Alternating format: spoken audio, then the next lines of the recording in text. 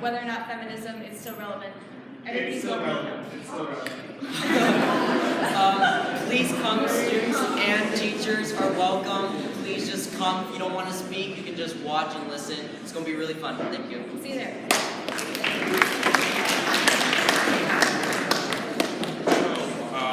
After today, chess club is going to be ending until, not chess club, sorry, finance club. Will be ending for this year because winter break is in the way of all the other meetings. We'll be starting up next year, but as of today, there's going to be a meeting in the room 6 English room. Be there.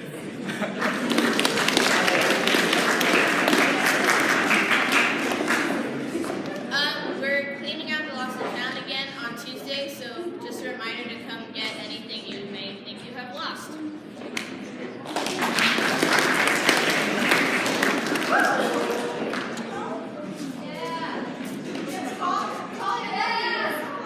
So as you can tell today, it is Red and Green Day,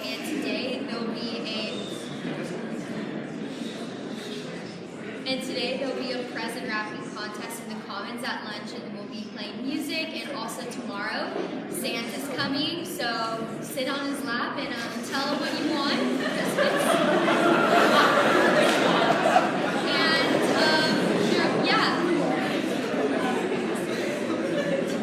Also, if you're even remotely interested in having a Chilean pen pal, please talk to either Lauren, Katie Calciano, or I. Hopefully within the next few days. Thank you. So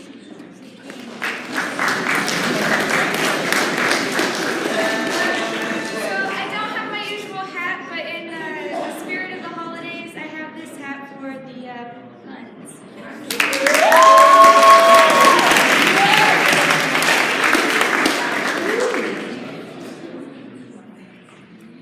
During Christmas on the ranch, the farmer woke up to the sounds of his sheep shouting, "Feliz Navidad!"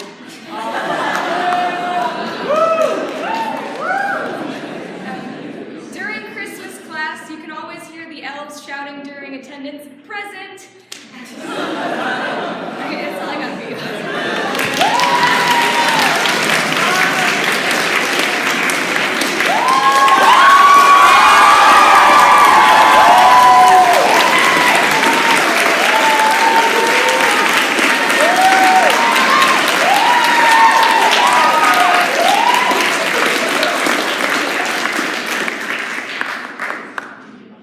A little bit of healthy competition never hurt anyone.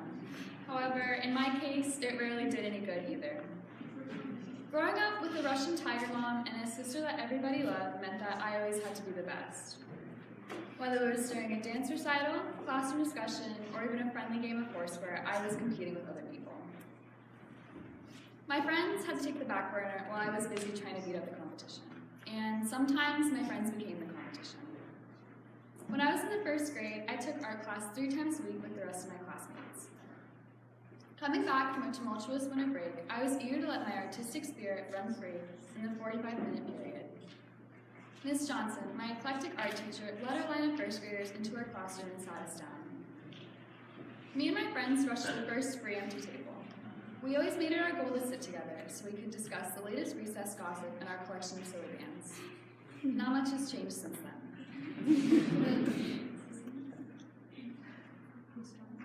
Miss Johnson clapped her hands and smiled. "Ceramics, get ready, kids." My heart immediately stopped. I was awful at making ceramics. This was clearly a ploy by my art teacher to ruin my reputation and throw me off my game. Throughout the week, I diligently worked on my sad lump of clay, trying desperately to transform it into the best little pot I could imagine. While I struggled, my friends succeeded. I was annoyed. Why wasn't this coming easily to me?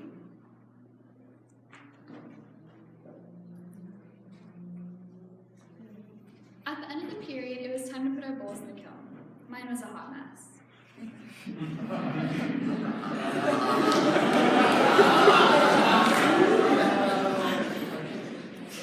The next day, I walked into the art room dejectedly. It was time to paint our bowls. But something was wrong. I couldn't find mine among the others, even though I had carefully scratched my name onto the bottom of it. I wasn't alone in my confusion. kids were missing their bowls too.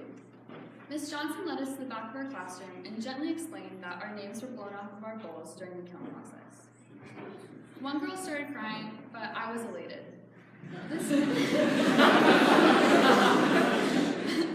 This meant that I would never need to see my disgraceful bowl ever again. We walked over to the crate containing the remnants of our pieces, and I immediately saw my own. Damn it. It was now or never. I could either take some unsuspecting kid's bowl or regret it for the rest of my life.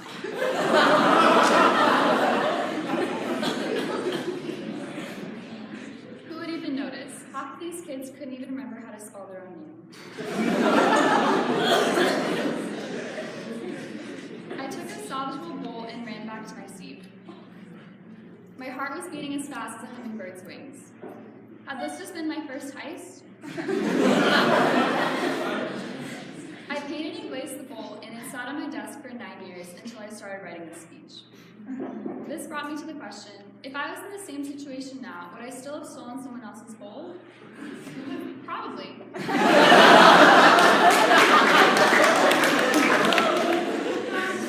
I'm just as competitive as I was back then, even more so sometimes.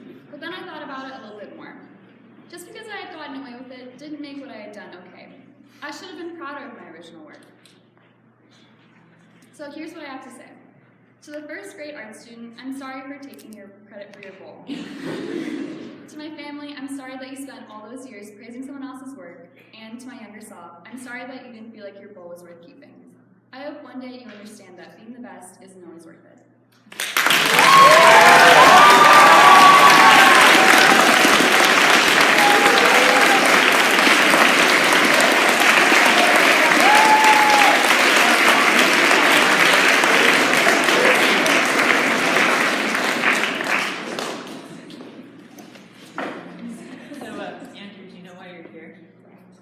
No, not really. It's about Ashley. Oh. Andrew, you're the only one who's given me your money.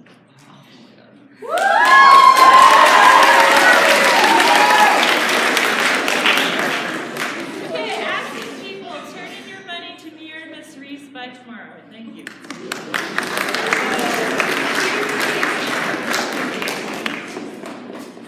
All right, a reminder that Chamber Choir, we're meeting this afternoon at 2:50 in the music room.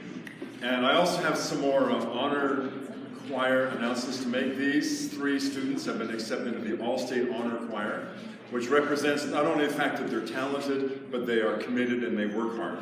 And they are Catherine Yeager, Sophia Davies, and May Howe.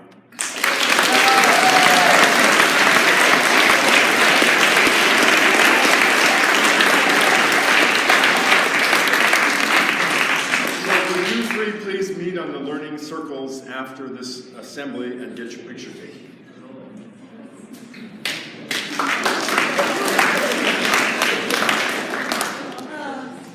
So, dear helper trainees, it has occurred to me that it being an E-Day, we would normally be meeting. However, because of exams, or maybe in honor of oncoming exams, and your need to just be able to breathe a little bit, I think we should wait until after the break to meet again. If you are just desperate and you really want a chance to touch base and just have the good vibes and all of that stuff that we have in those meetings, drop by. I'm happy to see you, but I just think you could all use a little bit of breathing room.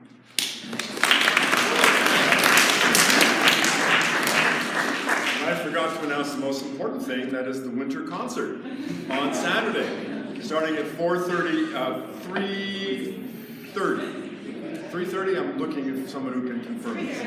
3:30 in the gym, and continuing at 4:30 here in the chapel, and then at 5 o'clock in the gym is the holiday party, to which, of course, you're all invited. Many of you are in the concert as well, and we're happy to see you there, and you're all invited to the concert as well. Winter concert on Saturday.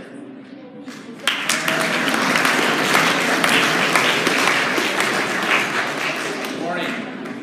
So a few thoughts about successfully preparing for exams that start next Thursday. First, it always helps to show up at the right time and the right place for your exam. So have a look at the exam schedule that's posted online and it will be sent again tomorrow in our digital Falcon newsletter. Next week on Monday and Tuesday, we have what we call review days with the X-day schedule, the X period at the end of the day, so you have a chance to be in all of your classes with all of your teachers on both Monday and Tuesday.